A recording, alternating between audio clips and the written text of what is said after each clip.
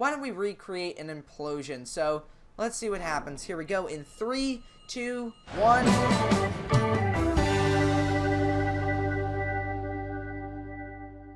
Hey guys, welcome back to another video, and in today's video we are back in Floating Sandbox, and after a while we are returning back to the Build a Ship series, and we're coming to the end now, and I've done a lot of work between the last episode and this video, but don't worry, I'm going to go into detail about everything that I've done, and I'm going to show you how to do it as well. So yeah guys, let's get into the video. So as you can see, we've now got a control panel below us here, and the ship has got smoke coming out of the funnels, and there may be 1 or 2 lights and a brand new ballast hold. So yeah, what have I done? Well, I have now made the ship actually move, and I've also made it so that those generators I talked about a while ago that will control all the lights and everything actually work, which is super awesome. So real quick, we're going to sink the ship, and I'm going to show you how everything works when the ship is going down. Alright, so let's go ahead and let's slice into the hull. We'll do a nice Titanic-esque sinking here, so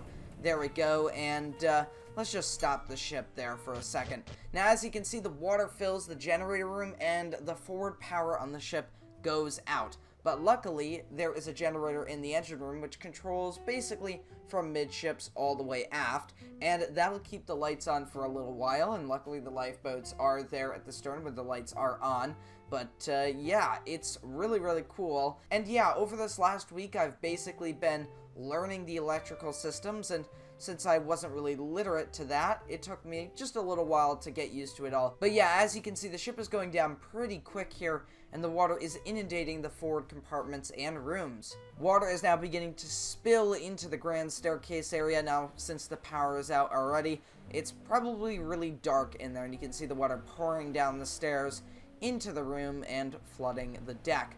Now, in a moment or two, we should lose some of the smoke or steam venting from the funnels there, because there are actually 2 generators that are powering smoke machines on the funnel to make it look like they're actually operating. So there we go, there goes one funnel, and there goes the other one there. So if there was a collision in the boiler room, the smoke would automatically stop, but we're about to see the power completely go out, and I'll turn the propeller on so you can see that it will go out as well once the engine room actually floods and it breaks the generators in there. So yep, there it goes under the water. It's actually getting pushed down by the propeller there, so that's pretty interesting. So in a second here, we're going to lose all power, and the ship is just going to stop. There it is. So yeah, that's that generator gone. But there's still work to be done. But first, let's take a look at how I did this. Alright, so here's the ship. You can see that we've got ropes, we've got wires, we've got an engine, and we've got generators. Now, I've stripped out all the old lights, I've replaced them with new lights, and as you can see, the wires connect to the lights from generators, and that's how they work. So basically, what you want to do to make things run is select a generator, anyone will do, and then you can basically place it anywhere on your build, and then run a wire from that generator to the lights, and that will power the lights. So that is pretty simple, and that was the first thing I got a hang of. And then the engines are also pretty simple, but you need more than just the engine itself.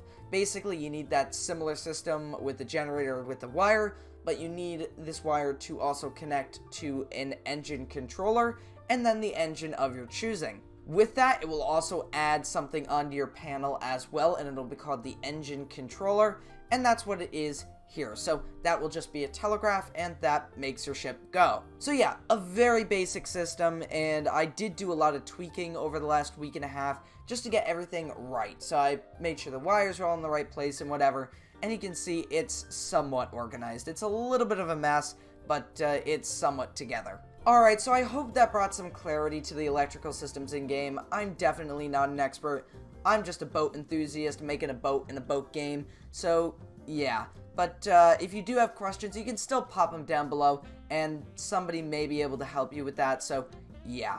Alright, with that out of the way, let's go ahead and let's build out some more rooms. We've got a few more to do, and let's go ahead, let's actually hop into the comments, pull out a few comments, and see what you guys have for suggestions. Now, just before we do that, I do want to mention we do have one more video coming up for the series, and that is naming the ship.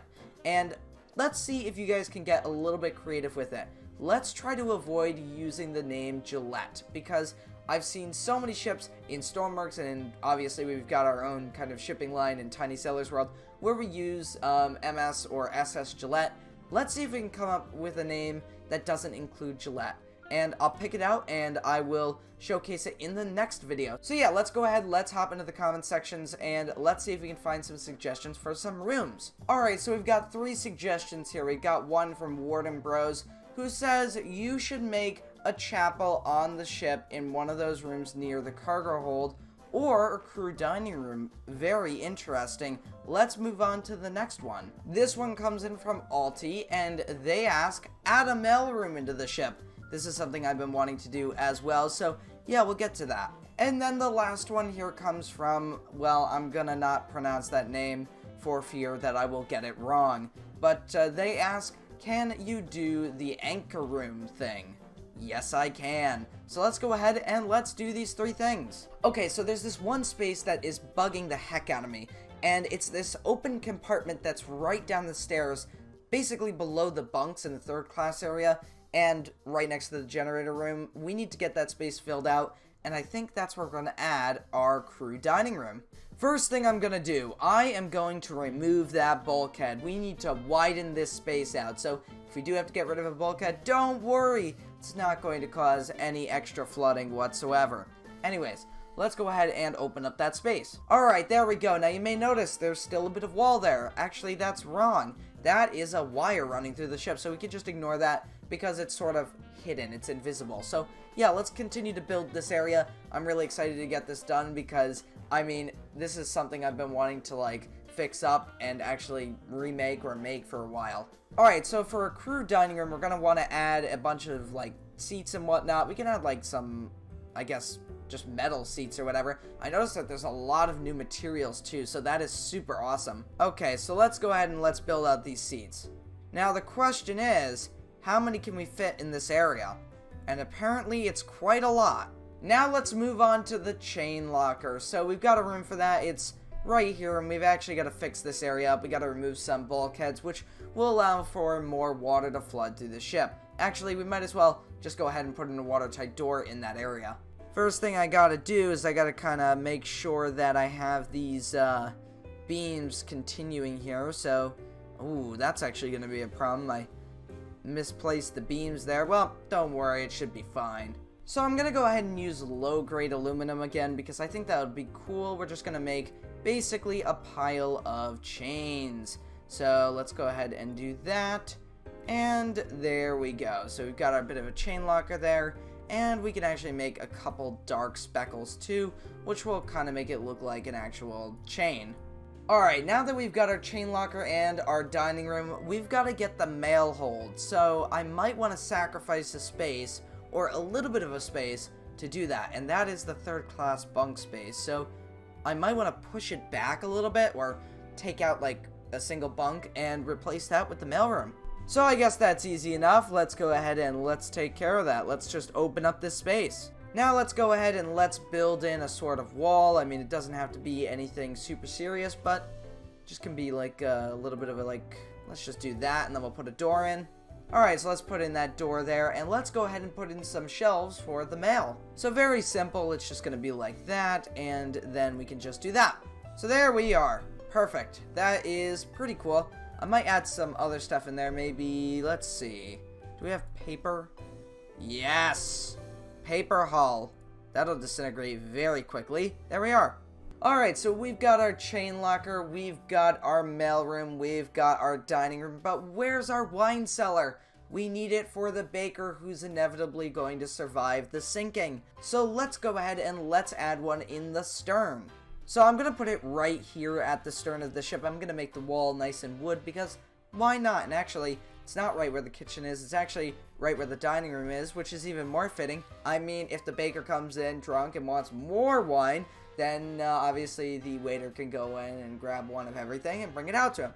So yeah, we can just put in some shelves and whatnot, put some little blue and red dots and make it look like the actual wine bottle. So let's do that. And one last thing, we got to add in a door. So there we are, and there we go. So here we are. This is the ship, and the final video will be the naming. Now, I'm sorry if one of your suggestions or a couple of your suggestions were not featured in the series, don't worry, you may have another chance to actually get your suggestions in, and then I might be able to show them in the video. So yeah, we will try to build another ship in the future, and let's hope that it might be a little bit bigger, or we could build a smaller ship. I don't know. So yeah, but here we are. We have the ship here, and we're gonna go for a bit of a sailing and then another sinking. So let's go ahead and let's do a collision of sorts, and we'll do it somewhere between the engine room and the boiler room. So let's say a small ship, maybe even a tugboat, kind of collides with the ship, and there it is. There's a bit of a scrape in the side. The captain realizes and stops the ship. Water is rapidly flooding the boiler rooms anyway, so the steam pressure would quickly die. The boilers might explode, but we'll just say they didn't. And now water is rapidly filling the engine room itself, so we may lose power to the stern. There it is, actually. And yeah, the sinking process has begun. The engine room is flooding slowly now. It was flooding very quickly, but now it's slowed down, which could give a chance for the crew members in the engine room to escape. Oh wow, I didn't notice this until now, but the water is actually flooding the third-class bunks and the mailroom, and this is actually really worrying because the room that controls all of the lights in the forward part of the ship is right basically below the water.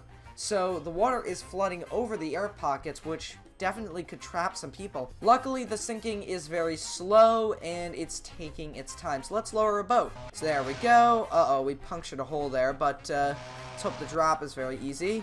There we go, and the boat gets away with great success. Uh-oh, we are about to lose the power in the forward part of the ship.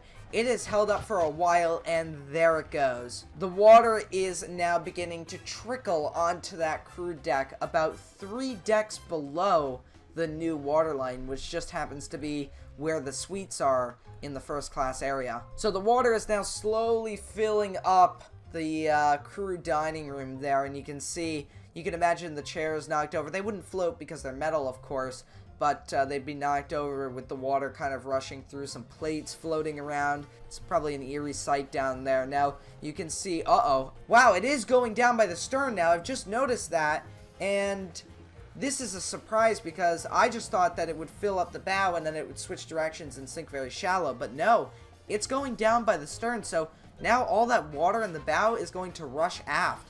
And interestingly enough, something is happening here where the stress is causing the boilers to freak out, so I don't know. As you can see, any remaining space of air that's now underwater is beginning to rapidly flood, minus the very bow portion. And there she goes. Anyone still in the bow is doomed for eternity. The ship is going to the bottom, and it looks like it was actually rusting a little bit too as it was sitting in the water. So there we go. The ship has gone vertical, and it's going down by the stern.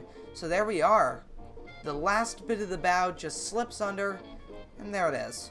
Now the water is forcibly making its way into the ship through the forward cargo hold, and yeah, this is the end of it. The suites are now gone, and the only thing remaining is really the actual cargo space here. So there we are. Why don't we recreate an implosion? So let's see what happens. Here we go in 3, 2, 1.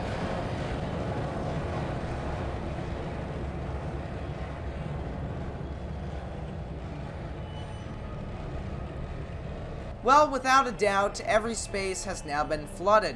So, there we are. So yeah, if you guys enjoyed this, make sure to leave a like and a comment, and I'll see you next time, guys. Goodbye.